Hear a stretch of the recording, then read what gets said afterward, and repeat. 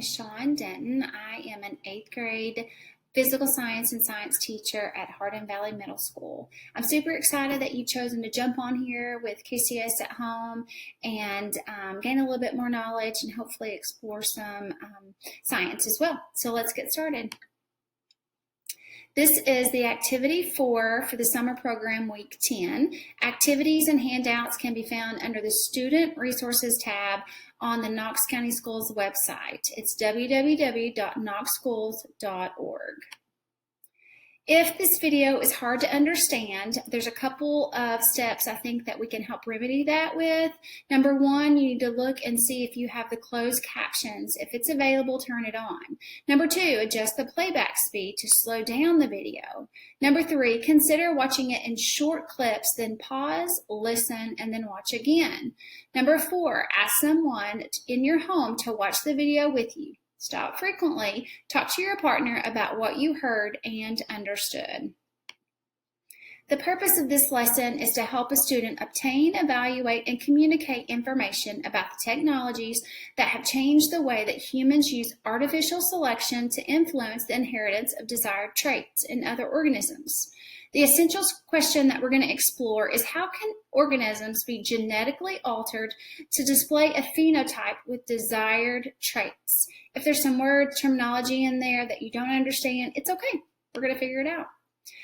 Hopefully the success criteria that you will be able to walk away with is that you as a student will know that you are successful when you can evaluate information about how selective breeding can lead to organisms with desired traits. Please, I want you to look at the picture in the bottom right-hand corner of the screen. And this is exactly what we're going to be talking about, phenotypes and specific traits that we as humans have chosen to do artificial selection with selective breeding in order to have the phenotype of the breed of dog that we want. So let's look at some vocabulary that will hopefully help you understand the lesson a little bit more. Variation is any kind of a change or any difference between individuals of the same species. Genotype is the genetic makeup of an organism, determines its heredity. Phenotype is a set of observable characteristics of an organism due to the interaction of its genotype with the environment. Just a quick tip, I tell my kids they need to associate phenotype with physical. Both of those begin with the PH, so hopefully that will give you a quick tip that you can help to remember what a phenotype is. Trait is the feature of an organism. Natural selection, hopefully you became familiar with that in previous lessons, but it's the process of change over time. It's the process by which individuals that are better adapted to their environment are more likely to survive and reproduce more so than those individuals that do not change. Artificial selection is the process in which selecting organisms with desired traits to be parents to the next generation. And that's exactly what we're going to talk about in this lesson, where we can manipulate and we can actually go in and determine the traits that we would like to keep procuring throughout the generation to the next generation. Artificial selection via selective breeding. How can organisms be produced with desirable traits? Due to advances in genetics, DNA evidence can show such things as family relationships or the ability to produce organisms with those specific desirable traits. Selective breeding, cloning, and genetic engineering are 3 different methods for developing organisms with desirable traits. The process in which selecting organisms with desired traits to be the parents of the next generation is called selective breeding. Second, I want you to look at the bottom right-hand picture that I have on the screen. This is a very cool picture, I think, and hopefully that you can relate to, and maybe notice a dog that you've seen, or maybe your neighbor has, and you can look at it and realize, wow, all of these dogs originated from a wolf species, something that's very a wild and very much a hunter and a prey, to something as unique as the Basset Hound, which has the long droopy ears and the droopy eyes, the long body.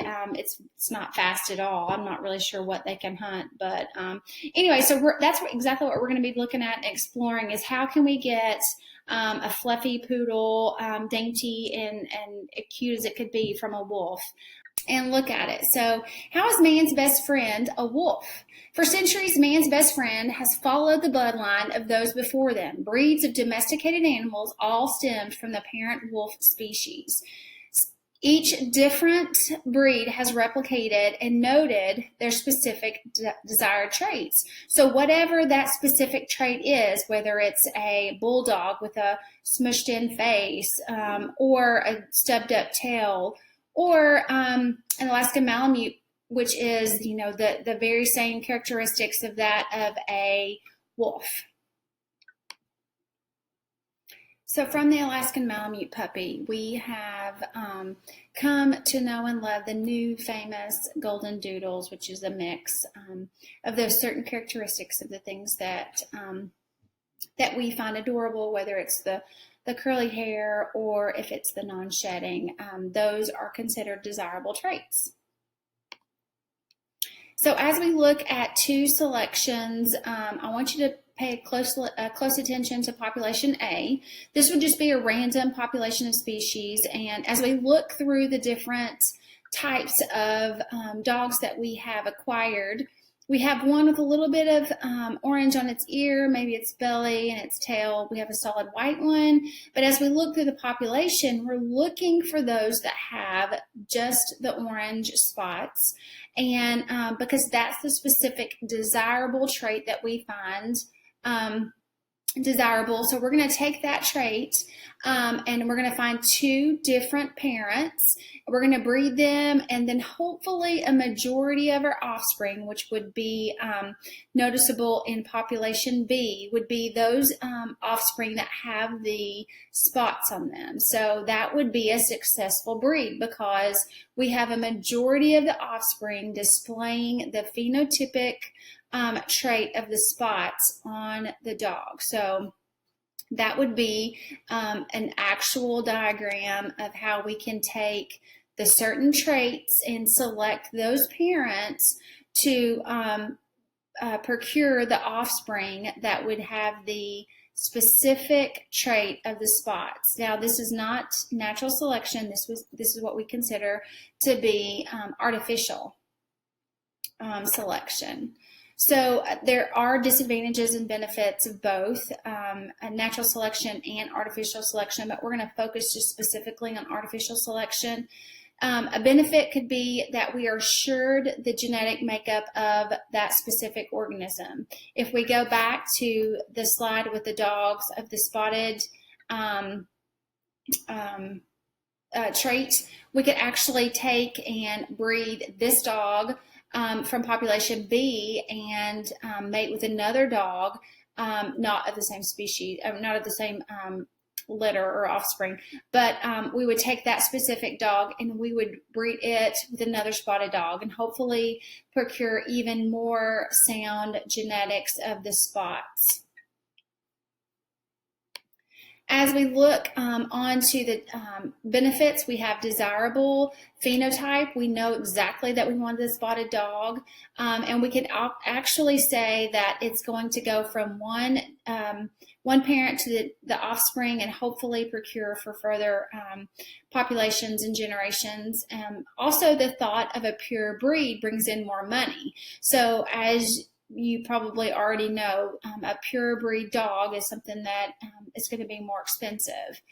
And it has become a really successful business here in the ideological thoughts of breeding dogs. So if we look at the disadvantages, we have the inability to survive in a natural environment. And specifically, we're going to talk about the English Bulldog in just a few minutes. So there's certain characteristics about the English Bulldog that have become most notable, those that have the stockier build, the broader head, but that broad head brings about inability to survive in a natural environment without human intervention. If we look at the bulldog and specifically a mother bulldog, and she's trying to have her baby, she cannot have that puppy without human intervention because of the skull, because of the size of the bulldog's head. So she has to have a C-section. So the lack of diversity, which would be considered a closed gene pool, the possible passing along of traits prone to inherited disorders, specifically hip dysplasia. That's something that a lot of more of the retriever dogs, the vet will specifically look at the hip dysplasia, meaning that they're probably going to be prone to hip problems later on. And that would be the perpetuation of an inherited disorder or something that we really wouldn't really want. So a long-term display of variations or a pure breed. So it takes a long time for us to actually create generations of a pure breed dog. It's not something that happens overnight.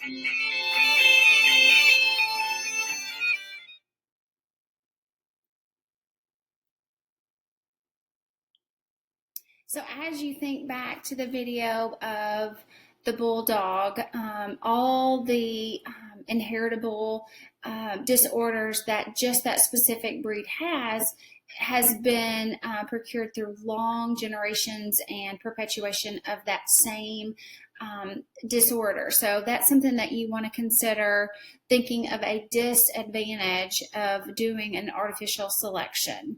So just by looking at this pedigree of two dogs that I have a diagram for, if we have one dog that has the high pointy ears, the muzzle's really long, it has a long tail, it's a thicker bodied animal, tall legs, and we're going to mate that with something that has a shorter tail, floppy ears, not so pointy, The muzzle's more smashed in a little bit, longer jawline, long legs as well, but maybe a little bit leaner.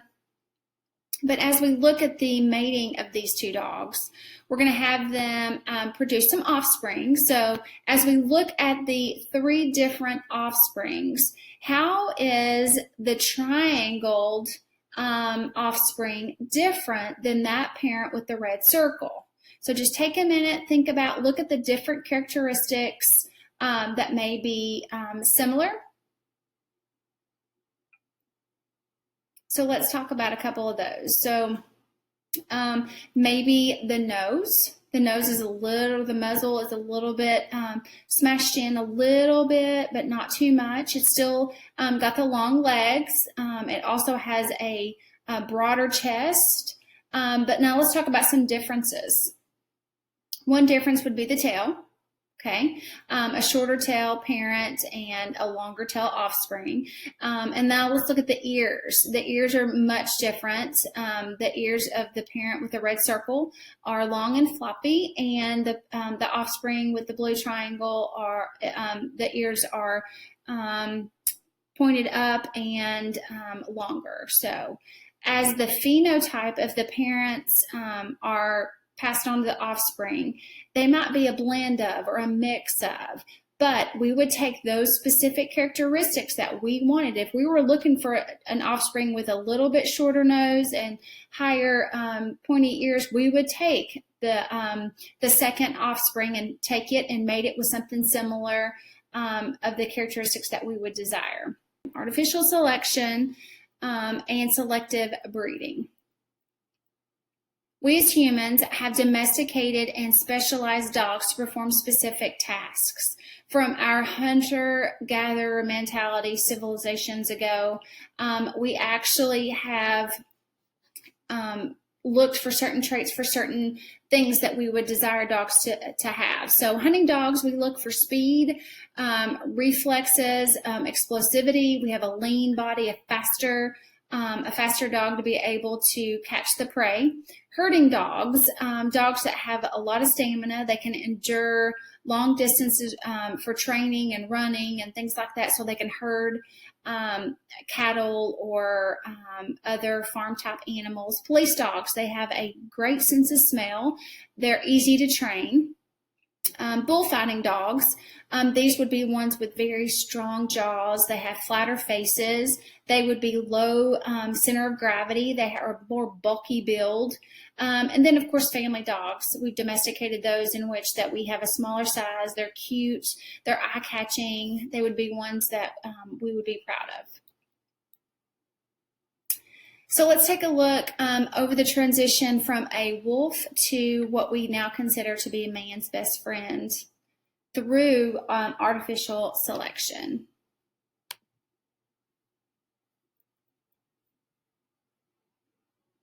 Dogs are a part of our everyday lives, but how did they evolve into the different breeds we see around us today? To find the answer, we must take a journey back through thousands of years when early humans were hunters and gatherers. As humans hunted, wolves would follow, eating the scraps of food they left behind. Eventually, the humans started hunting with the wolves and sharing food with them. Basically, over time, humans have sort of allowed dogs to come into their village, and especially if they were helpful, they let them live and breed. And over time, that breeding became more and more sophisticated, so that they were actually choosing dogs that did things that were useful to them, like help them hunt or help them herd their herd animals like sheep or cattle. And so, over time, it's this artificial selection process of humans choosing which animals would live and which ones would breed that leads to the artificial selection and the formation of these different breeds. Through artificial selection, humans gradually selected the traits they wanted and created the breeds we have today. So natural selection is just the process of nature deciding which animals survived and which ones reproduced. Well, artificial selection is very much the same, and it leads to evolution in very much the same way, but it's humans that decide which animals live and which animals can breed with each other. But because they've been under artificial selection for so long, they've evolved down these separate evolutionary paths, if you will.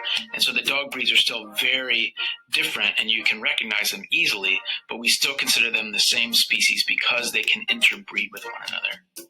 With their short, water-resistant coats and webbed feet, Labradors were bred as gun dogs and waterfowl retrievers. The dogs that were the most adept swimmers were prized by breeders and therefore were bred to create offspring that were the best at retrieving ducks and other waterfowl that their owners shot. Greyhounds are known for their speed, and they were selectively bred for hunting. Skinny, aerodynamic dogs were able to catch fast prey, and humans continued to breed greyhounds to be skinnier and faster, resulting in the racing dogs that greyhounds are known as today. The sleeve Pekingese were prized for their tiny size. Members of the Chinese imperial household would take the smallest pup in a litter and then breed it with the smallest pup of another litter. The offspring would then be naturally smaller than the previous generation. This process would be repeated multiple times to create dogs that could be hidden in the spacious sleeves of royals. The Pekingese dog is one of the oldest breeds of dogs, and it is one of the breeds that is most genetically similar to wolves. We can see many differences between modern domestic dog breeds and their wolf ancestors. Well, the differences can be very subtle because domestic dogs are the descendants of wolves, so they have a lot of the same genes and the same skull elements. But over time, we've selected them to do different things. And so one of the major differences is that the muzzle tends to be longer or shorter in some. The attachment of the muscles that close the jaws can be, stronger in some and weaker in some. And then there's several other different characteristics that change and that are under selection. So, as you can see, all the various breeds of modern dogs today have come a very long way from their wild wolf ancestors. Through artificial selection, we have managed to turn wild wolves into man's best friend.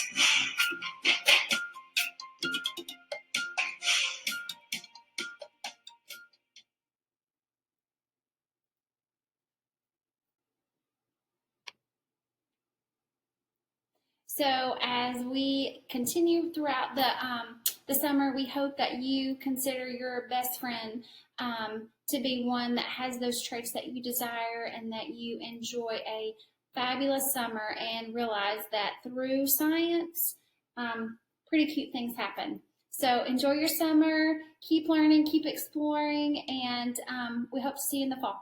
See ya, bye.